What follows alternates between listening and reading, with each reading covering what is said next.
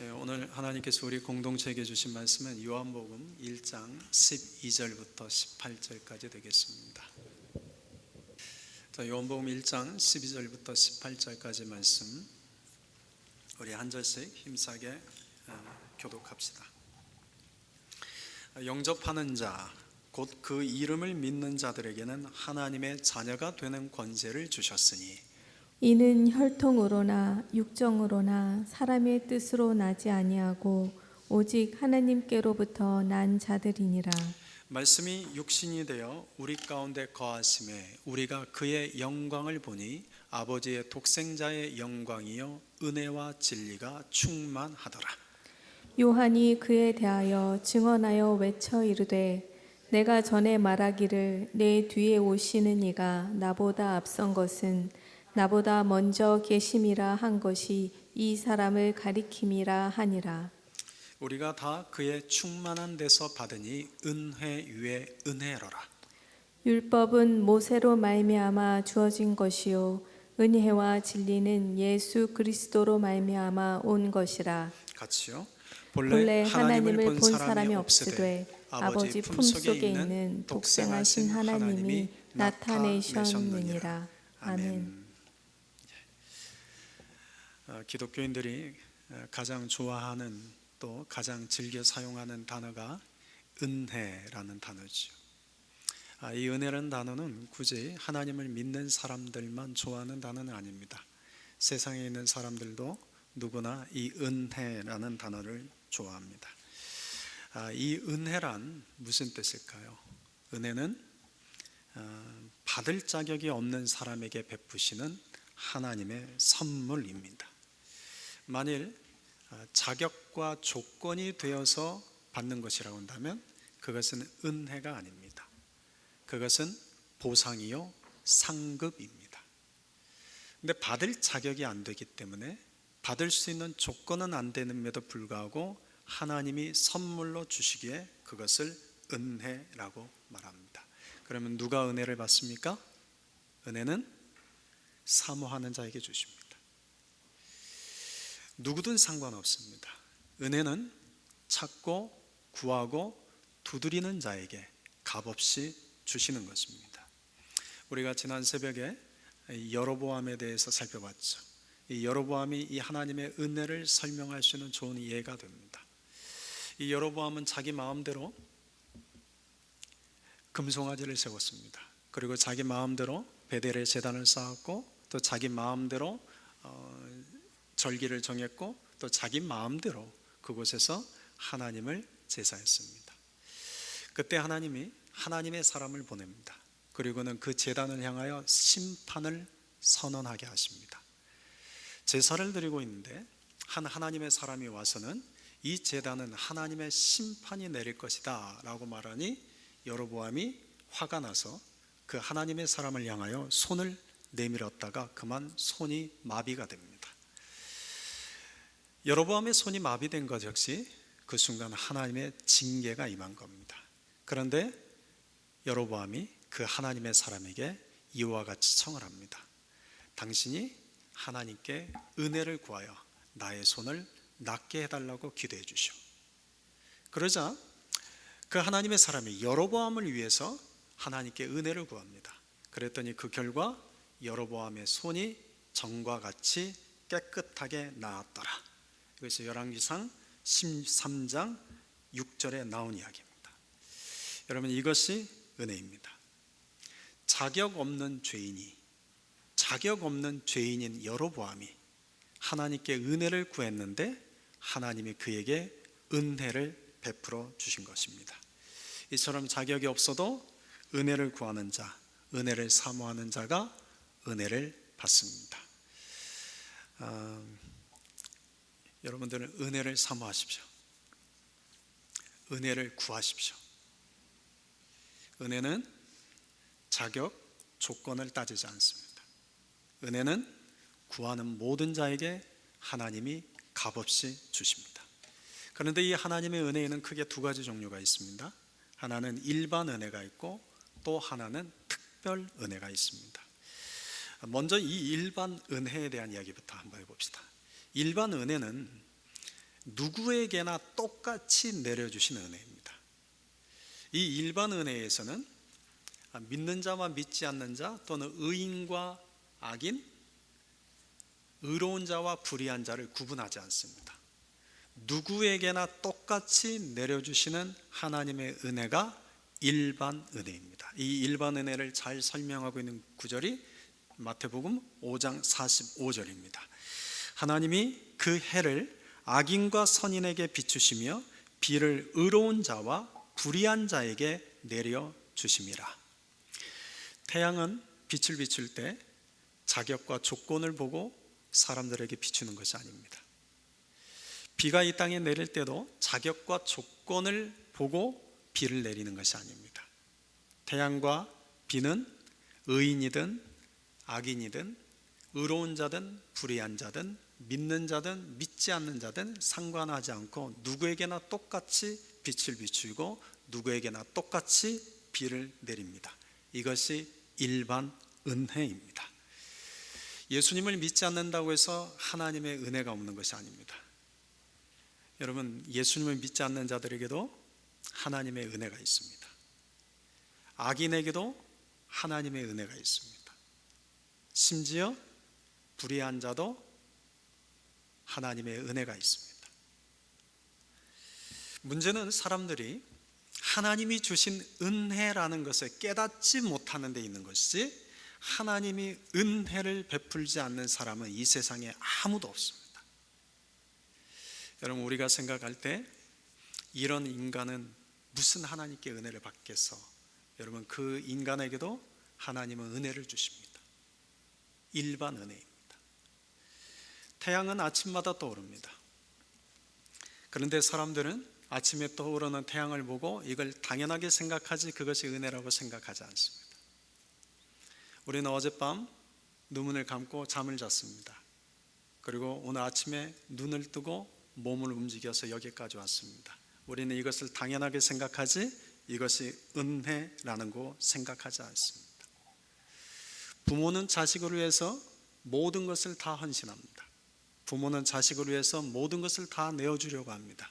그런데 자식은 그런 부모를 당연하게 생각하지 그것이 은혜라고는 생각하지 않습니다. 여러분, 우리의 삶에 있는 모든 것은 하나님의 은혜입니다. 하나님의 은혜가 아닌 것은 단 하나도 없습니다.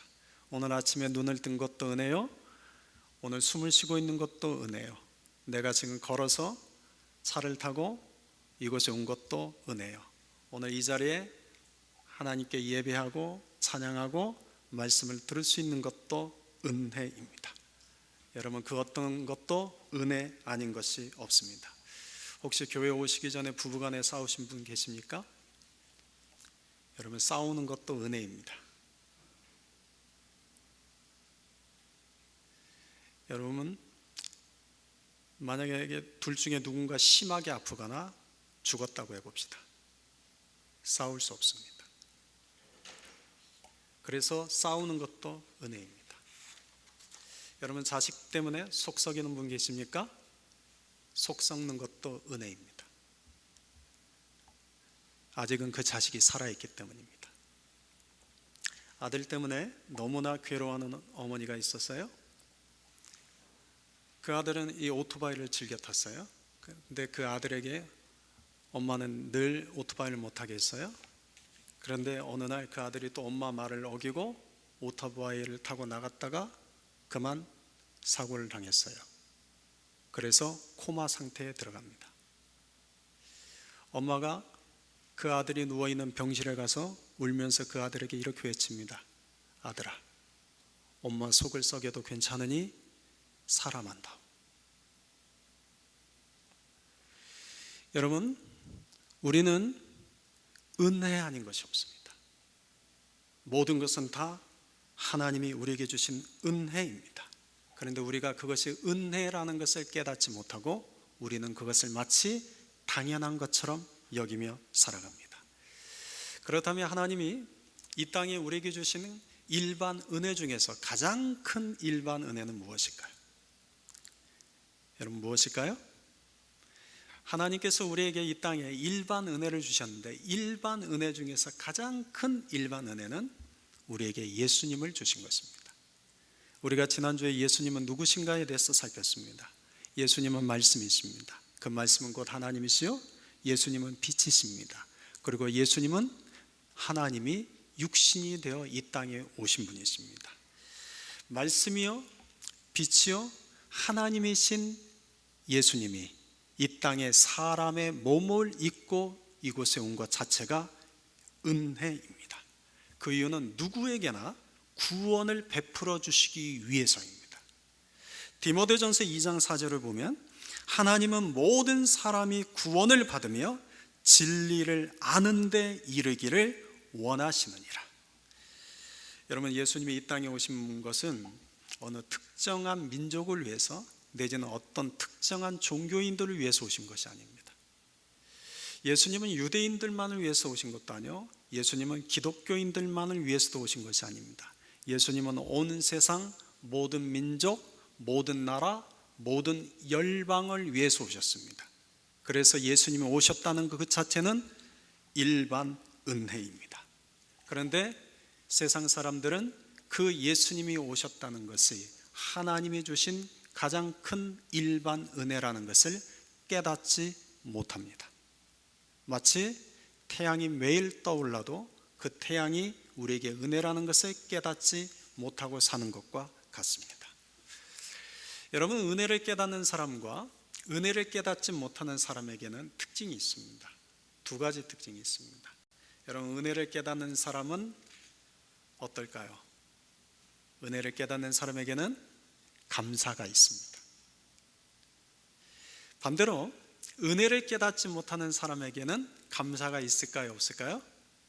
감사가 없습니다. 그리고 늘 불평과 불만과 원망을 합니다. 여러분, 사람이 불평, 불만, 원망하는 것은 그것을 당연하다고 생각하기 때문에 하는 것입니다. 남편이 아내를 위해서 매일 음식을 차려준다고 합시다. 근데 아내가 반찬 투정을 하는 겁니다. 아니, 당신 이것밖에 이렇게 못해줘? 거기에는 당연하게 느끼기 때문이죠. 당연하고 느끼기 때문에 불평하고 원망하는 겁니다.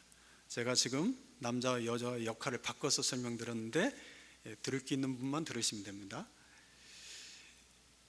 당연하다고 생각하는 순간 우리는 불평하고 원망하게 됩니다. 여러분, 우리가 이렇게 건강한 모습으로 있는 것도 은혜입니다. 우리가 숨을 쉬고 있는 것도 은혜입니다. 속은 썩이고 있지만 자식이 건강하게 있는 것도 은혜입니다. 마음에 안 들어서 싸우기도 하지만 내 배우자가 그래도 아파서 누워있지 않고 건강하게 있는 것이 은혜입니다. 모든 것이 다 은혜입니다. 은혜라고 깨닫는 사람만이 감사할 수 있습니다. 그러나 은혜라고 깨닫지 못하는 자는 당연한 것으로 여기고 불평하고 불만을 갖고 원망만 합니다. 은혜를 깨닫는 자에게 두 번째 특징이 있습니다. 은혜를 깨닫는 자는 이타적이 됩니다. 그런데 은혜를 깨닫지 못하는 사람은 이기적이 됩니다. 자기밖에 모릅니다.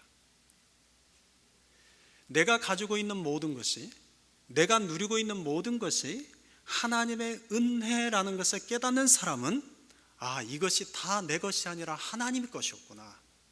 그것으로 남을 돌보고 남을 섬길 줄 압니다. 그러나 내가 가지고 있는 모든 것이 하나님의 은혜라는 것을 깨닫지 못하는 자는 이것이 내 것인데 내가 이것을 얻기 위해서 어떤 노력을 했는데 라고 생각하고 이기적이 됩니다. 자기중심적이 됩니다. 그래서 세상 사람들은 이기적일 수밖에 없습니다. 그러나 그리스도인들은 이타적일 수밖에 없습니다. 세상 사람들은 은혜를 깨닫지 못하고 살지만 우리 그리스도인들은 은혜를 깨닫고 사는 자들이기 때문입니다. 네, 여러분, 은혜를 많이 받았다고 해서 감사하는 것이 아닙니다. 은혜를 많이 받았다고 해서 이타적이 되는 것이 아닙니다. 은혜를 조금 받아도 그것이 은혜라는 것을 깨닫는 자가 감사하고, 그것이 은혜라는 것을 깨닫는 자가 이타적이 됩니다. 저는 우리 성도님들이 은혜를 깨달을 수 있는 복된 자들이 될 수 있기를 소망합니다. 하나님이 우리에게 베풀어 주시는 일반 은혜 외에 이제 특별한 은혜가 있습니다. 이 특별 은혜는 12절에 이렇게 기록하고 있습니다. 같이 한번 읽어볼까요? 영접하는 자, 곧 그 이름을 믿는 자들에게는 하나님의 자녀가 되는 권세를 주셨으니, 이것이 특별 은혜입니다. 일반 은혜는 대개 이 땅에 속한 것들입니다. 그런데 특별한 은혜는 하나님 나라에 속한 것입니다. 예수님께서 이 땅에 사람의 몸을 입고 이 땅에 내려오신 것 그 자체는 일반 은혜입니다. 그런데 그 예수님을 믿는 자들에게 하나님 나라에 하나님의 자녀가 되게 하는 것이 특별 은혜입니다. 오늘 본문에서 하나님이 주시는 특별 은혜가 무엇인지 크게 두 가지를 말씀합니다. 첫째는 하나님의 자녀가 되는 권세입니다. 뭐라고요? 하나님의 자녀가 되는 권세입니다. 여기서 권세로 번역한 헬라어 원어는 엑수시아인데 이것은 특권이란 뜻입니다. 특권이란 뭡니까? 남은 다른 사람을 누릴 수 없고 가질 수 없는 권리, 은혜, 뭐 그런 거겠죠. 특권. 근데 여러분, 우리는 하나님의 자녀가 되는 특권을 가졌습니다. 근데 특권을 가졌다는 것은 특권과 함께 의무도 가졌다는 뜻입니다. 여러분, 대통령에게는 가장 막강한 특권을 줍니다. 그런데 그 대통령이 자신에게 주어진 특권을 누리려고만 하지 대통령으로서의 해야 할 의무를 하지 않는다면 그 대통령은 어떻게 됩니까? 어떻게 됩니까? 탄핵을 당하죠. 하나님의 자녀로서의 우리가 특권이 주어졌다는 것은 그에 걸맞은 의무도 주어진 겁니다. 그러니까 우리는 하나님의 자녀됨의 특권뿐만 아니라 하나님의 자녀답게 살아야 할 의무도 우리에게 있습니다. 그런데 사람들은 특권만 좋아하지 의무는 좋아하지 않습니다. 특권만 생각하지 의무는 아예 제껴놓습니다. 그래서 이 세상에 그리스도인이 그리스도인답지 못하게 살아갑니다. 이 세상에 많은 그리스도인들이 가짜로 살아갑니다. 특권만 주장을 하지 의무는 생각하지 않기 때문입니다. 여러분, 우리가 그리스도인으로서 하나님의 자녀로서 우리가 특권을 가졌는데 그러면 우리에게 주어지는 의무는 무엇입니까? 저는 마태복음 16장 24절에 예수님의 이 말씀으로 이렇게 여러분에게 말씀드리고 싶습니다. 마태복음 16장 24절 같이 한번 읽어봅시다. 누구든지 나를 따라오려거든 자기를 부인하고 자기 십자가를 지고 나를 따를 것이니라. 자기를 부인합니다. 그리고 예수님 주신 십자가를 지고 누구를 따릅니까? 누구를 따라가는 겁니까? 내가 하나님의 자녀가 되는 권세를 얻었는데, 내가 하나님의 자녀가 되는 특권을 얻었는데 여전히 우상을 섬깁니다. 여전히 세상을 따라갑니다. 여전히 세상 풍족 가운데 살아갑니다. 하나님의 자녀가 되는 특권을 줬으면 하나님의 자녀답게 이제는 예수님을 따라가는 삶, 하나님을 따라가는 삶, 하나님의 말씀을 순종하는 삶을 살아간 것이 아니라 똑같습니다. 다만 믿음의 대상만 달라졌을 뿐 내 삶은 여전히 똑같습니다. 여러분, 하나님의 자녀가 되는 특권은 특별한 은혜입니다. 그런데 또 기억하십시오. 하나님의 자녀답게 살아가는 의무 또한 하나님의 특별한 은혜입니다.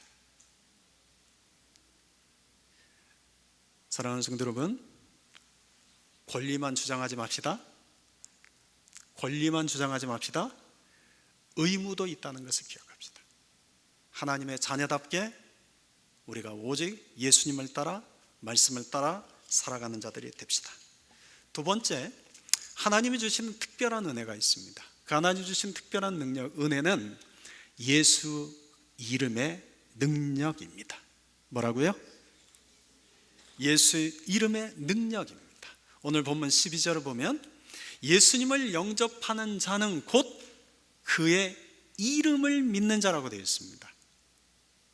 가만히 본문을 잘 보십시오. 그를 믿는 자가 아니라 그의 이름을 믿는 자라고 되어 있습니다. 우리 사람들에게 있어서 이름이라는 것은 그저 호칭입니다. 칭호죠. 그런데 하나님, 예수님에게서 그 이름은 단순히 칭호가 아닙니다.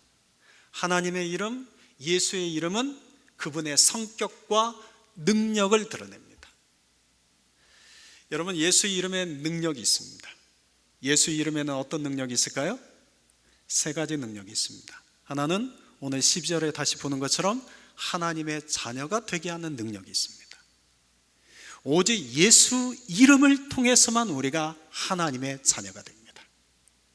다른 것으로는 결코 우리가 하나님의 자녀가 될 수 없습니다. 여러분, 우리가 하나님의 자녀가 된다는 것은 좋은 것일까요? 좋지 않은 것일까요? 하나님의 자녀가 된다는 것은 좋은 일일까요? 좋지 않은 일일까요? 굉장히 어리석은 질문 같지만 우리가 하나님의 자녀가 된다는 것이 얼마나 좋은 일인지 모르고 살기 때문에 이 질문 던집니다. 여러분, 하나님의 자녀가 된다는 것은 정말 좋은 일입니다. 얼만큼 좋은 일이요? 얼만큼 좋은 일이요? 정말 좋은 일입니다. 근데 전혀 동의를 안 하시는 것 같아요. 여러분, 다시요. 예수님의 자녀, 하나님의 자녀가 되는 것은 얼마나 좋은 일이라고요? 정말 좋은 일입니다. 저는 우리가 하나님의 자녀가 되는 일이 얼마나 좋은 일인지, 정말 좋다는 것을 우리가 경험했으면 좋겠습니다. 부모는 자식에게 언제나 가장 좋은 것을 줍니다. 부모는 자식에게 나쁜 것 주지 않습니다. 부모는 자기는 못 먹어도 자식은 좋은 거 먹이라고 합니다. 부모는 찬 거 먹어도 자식은 따뜻한 밥 지어주기고 싶습니다. 부모입니다. 그런데 그 하나님이 그렇다는 겁니다. 마태복음 7장 9절 11절에 이렇게 말씀하십니다. 너희 중에 누가 아들이 떡을 달라 하는데 돌을 주며 생선을 달라 하는데 뱀을 줄 사람이 있겠느냐? 너희가 악한 자라도 좋은 것으로 자식에게 줄 알거든 하물며 하늘에 계신 너희 아버지께서 구하는 자에게 좋은 것으로 주시지 않겠느냐? 여러분, 예수님이 왜 이 말씀을 하셨을까요? 하나님의 자녀가 됐다고 생각하는 사람들이 정말 하나님이 나에게 얼마나 좋은 것을 주시는지를 모르고 살기 때문에 이렇게 말씀하시는 겁니다. 생각해봐라. 세상에 악한 자도 그 자식에게는 좋은 것을 줄 줄 알거든. 하물며 하늘에 계신 너희 아버지께서는 너희에게 얼마나 좋은 것을 주시겠느냐? 이것을 믿으십니까? 누군가는 이렇게 반문합니다. 그런데 왜 나에게 아픔을 주십니까? 그런데 왜 나에게 고통을 주십니까? 그런데 왜 나에게 고난을 주십니까? 여러분, 고난도 고통도 아픔도 슬픔도 우리에게 좋은 것이 되기 때문에 허락하신 겁니다. 저는 그것을 믿습니다. 지금은 그것이 고통스럽고 지금은 그것이 괴롭고 그것이 너무나 슬픈 일이지만 그것이 하나님이 나에게 주시고자 하는 가장 좋은 것이기에 그것을 허락하신 겁니다. 하나님은 선한 분이십니다. 하나님은 악한 분이 아니십니다. 하나님이 우리에게 주시는 것은 언제나 좋은 것이요 언제나 선한 것입니다. 예수의 이름에는 바로 이런 능력이 있습니다. 하나님의 자녀가 되게 하는 능력입니다. 두 번째 예수의 이름은 우리를 구원받게 하는 능력입니다. 사도행전 4장 12절에 이렇게 증언합니다. 다른 이로서는 구원을 받을 수 없나니 천하 사람 중에 구원을 받을 만한 다른 이름을 우리에게 주신 일이 없음이라. 여러분, 예수의 이름이 우리에게 구원을 줍니다. 뭐라고요? 예수의 이름이 우리에게 구원을 줍니다. 다른 이름이 우리에게 구원을 주지 않습니다. 부처의 이름이 우리에게 구원을 주지 않고 알라가 우리에게 구원을 주지 않습니다. 우리에게 구원의 이름을 주는 것은, 구원을 주는 그 이름은 오직 예수의 이름밖에 없습니다. 예수의 이름이 구원을 얻게 하는 능력입니다. 세 번째 예수의 이름은 회복케 하는 능력입니다. 무슨 능력이라고요? 회복케 하는 능력입니다. 마가복음 16장 17절에서 예수님께서 이렇게 말씀하십니다. 믿는 자들에게는 이런 표적이 따르리니 곧 그들이 내 이름으로 귀신을 쫓아내며 새 방언을 말할 것이다. 귀신을 어떻게 쫓아낸다고요? 예수님의 이름으로 쫓아낸답니다. 사도 바울이 사도행전 16장 18절을 보면 빌립보에서 점을 치는 귀신 들린 여종을 하나 만났습니다. 그 귀신 들린 여종에게 사도 바울이 이렇게 선포합니다. 바울이 그 귀신에게 이르되 예수 그리스도의 이름으로 내가 네게 명하노니 그에게서 나오라 하니 귀신이 나오니라. 아멘. 여러분, 예수의 이름은 귀신을 나오게 하는 능력의 이름입니다. 회복케 하는 능력의 이름입니다. 또한 베드로는 사도행전 3장 6절에 보면 성전 미문에서 구걸하고 있는 안전뱅이의 거리를 향해서 이렇게 외쳤습니다. 나사렛 예수 그리스도의 이름으로 일어나 걸어라. 누구의 이름으로요? 나사렛 예수 그리스도의 이름으로 일어나 걸어라. 여러분, 예수의 이름은 우리를 회복케 하는 능력의 이름입니다. 그래서 예수님께서 우리에게 이렇게 말씀하셨습니다. 요한복음 14장 13절 14절에 너희가 내 이름으로 무엇을 구하든지 내가 행하겠다. 내 이름으로 무엇이든지 내게 구하면 내가 행하리라. 골로새서 3장 17절에서도 우리에게 이렇게 말씀합니다. 또 무엇을 하든지 말에나 일에나 다 주 예수의 이름으로 하고 그를 힘입어 하나님 아버지께 감사하라. 여러분, 예수의 이름으로 구하십시오.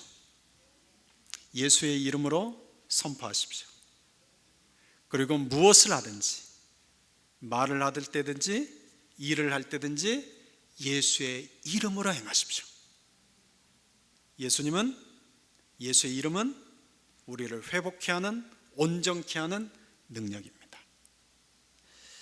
결론적으로 예수의 이름은 하나님의 자녀가 되게 하는 능력이에요. 우리에게 구원을 주시는 능력의 이름이요, 우리를 회복케 하는 능력의 이름입니다. 그런데 여러분, 기억할 것은 이겁니다. 이런 예수의 이름의 능력은 누구에게 주어질까요? 누구에게 주어질까요? 믿는 자에게 주십니다. 믿는 자에게만 주시는 특별한 은혜입니다. 믿지 않으면 이런 특별한 은혜는 내 것이 되지 않습니다. 그런데 믿는 자에게 이런 특별한 은혜를 우리에게 주십니다. 일반 은혜는 누구에게나 주어지는 은혜지만 특별 은혜는 오직 믿는 자에게만 주시는 능력입니다.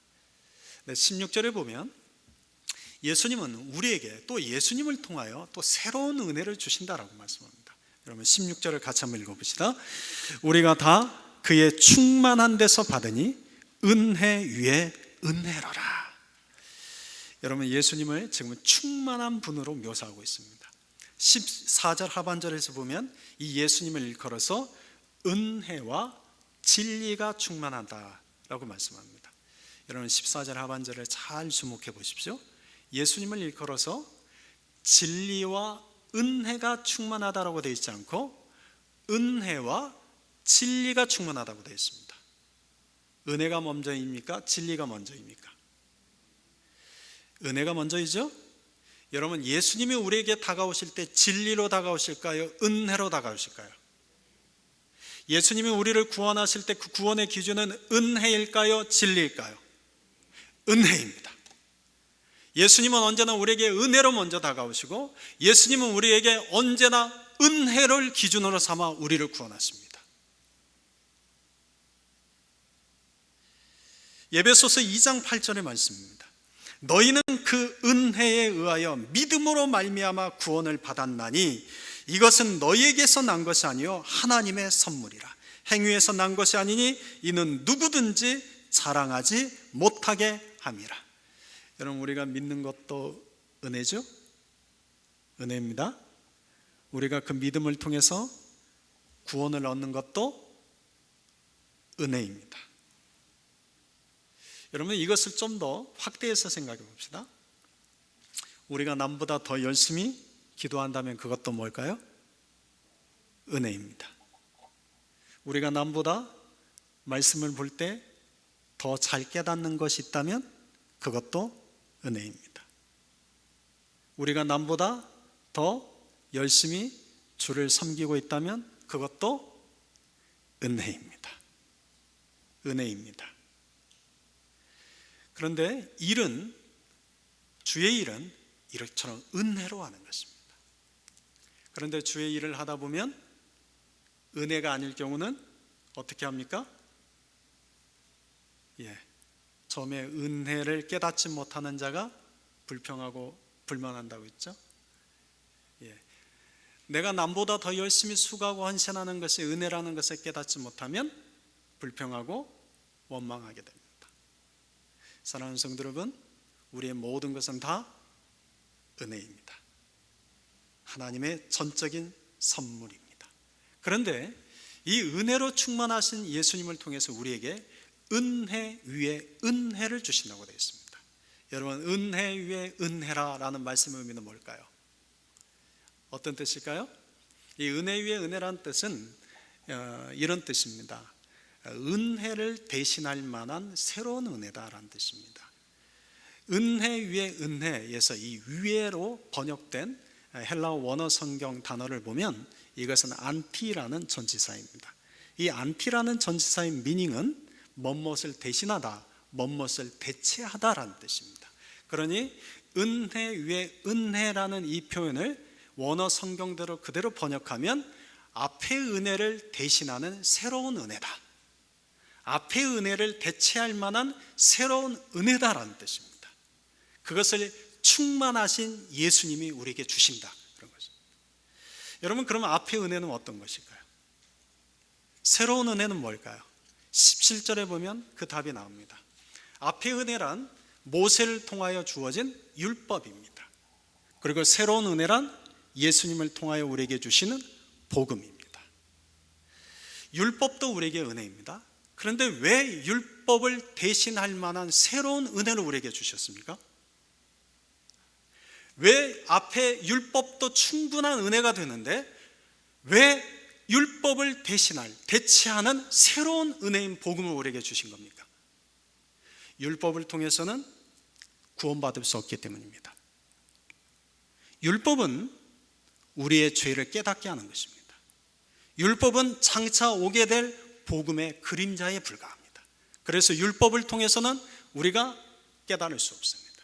마치 율법은 엑스레이나 MRI와 같습니다. 엑스레이 또는 MRI를 통해서 우리 안에 있는 질병이 무엇인지를 정확하게 집어낼 수는 있지만 엑스레이와 MRI를 통해서 그 병을 고칠 수 없는 것처럼 율법을 통해서는 우리 안에 있는 죄가 무엇인지를 정확하게 진단할 수 있지만 그 율법을 통해서는 우리의 죄의 문제를 해결할 수 없기 때문입니다. 그래서 그 율법을 대신하는, 율법을 대체하는 새로운 은혜, 복음을 우리에게 주셨습니다. 사랑하는 성도 여러분, 우리가 믿는 것은 율법이 아니라 이 새로운 은혜인 복음입니다. 오늘 말씀을 마무리하겠습니다. 여러분은 예수님을 영접하셨습니까? 여러분 예수님을 믿으십니까? 여러분 예수님을 영접했고 여러분 예수님 믿었다는 것은 무엇으로 증명할 수 있습니까? 여러분이 예수님을 믿는다는 것, 예수님을 영접했다는 것을 어떻게 증명하시겠습니까? 무엇으로 증명이 됩니까? 그냥 말로 나는 예수님 믿는 사람이야 라고 말하면 예수 믿는 겁니까? 나 지금 주일날 교회 와서 예배 드리고 있잖아, 그러면 예수 믿는 겁니까? 착각하면 안 됩니다. 여러분 예수님은 내 마음으로 먼저 믿는 것입니다. 무엇을 믿는다고요? 마음으로 믿는 것입니다. 로마서 10장 10절에 사람이 마음으로 믿어 의에 이르고 입으로 시인하여 구원에 이르니라. 여러분의 마음속에 예수님을 믿고 계십니까? 마음으로 예수님을 믿는다면 여러분 한 가지 분명한 특징이 있습니다. 마음으로 예수님을 믿는 자는 삶이 변화되어 갑니다. 여러분 마음으로 예수님을 믿는 자가 삶이 변화가 됩니다. 그런데 내가 예수님을 믿는다고 말은 하지만, 내가 예수님을 믿는다고 교회에 와서 예배는 드리지만 내 삶이 전이나 지금이나 똑같이 변화되지 않는다면 그는 마음으로 예수님을 믿는 게 아니라 머리로 예수님 믿는 겁니다. 여러분 예수님을 머리로 믿는 것이 아닙니다. 예수님은 마음으로 믿는 것입니다. 예수님은 내 마음속에 모시는 것입니다. 내 머릿속에 두는 것이 아닙니다.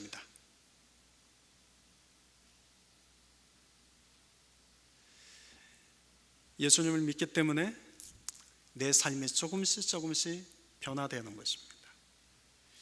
여러분 사람의 말과 사람의 행동은 어디에서부터 시작할까요? 내 입에 있는 말, 내 행동은 어디에서부터 나오는 것일까요? 내 마음에서 나옵니다. 그러니 내 마음에 예수님을 믿는 믿음이 있으면, 내 마음에 새로운 은혜인 복음이신 예수님이 내 안에 거하시면 내 말, 내 행동은 변화되어 갈 수밖에 없습니다. 그런데 내 삶은 조금도 변화되지 않는다면, 내 입에서 나오는 말은 예전과 똑같다면 내 마음에 예수님을 믿는 것이 아니라 그저 머리로 믿는 것입니다. 예수님을 신앙하는 것이 아니라 예수님을 그저 종교처럼 믿는 것입니다. 저는 우리 사랑하는 성도님들이 정말 예수님을 마음으로 믿는 자들이 될 수 있기를 소망합니다. 여러분 우리 예수님을 마음으로 믿어봅시다. 그리고 예수님을 마음으로 믿기 때문에 우리의 삶이 변화되어 가는 자들이 됩시다. 여러분 우리가 예수님을 믿지 않고도 일반 은혜는 받을 수 있습니다. 여러분 오해는 하지 마십시오.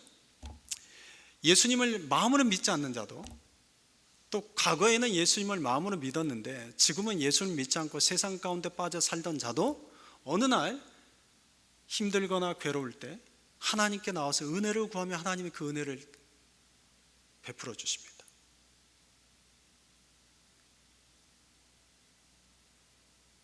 그러니 막 살아도 괜찮다, 아무렇게나 살아도 괜찮다. 여러분 우리의 수준이 일반 은혜의 수준에 멈추지 맙시다. 여러분 믿는 자에게 하나님의 자녀가 되는 특권을 주십니다. 믿는 자에게 예수의 이름의 능력을 주십니다. 믿는 자에게 예수의 이름으로 기도할 때 들으시고 예수의 이름으로 선포할 때 그 이름의 능력이 나타납니다. 믿는 자에게만 주시는 특별한 은혜입니다. 저는 우리 성도님들이 일반 은혜를 누리는 자에서 우리 모두가 다 이런 특별한 은혜를 누리는 자들이 될 수 있기를 주님의 이름으로 축원드립니다. 아멘.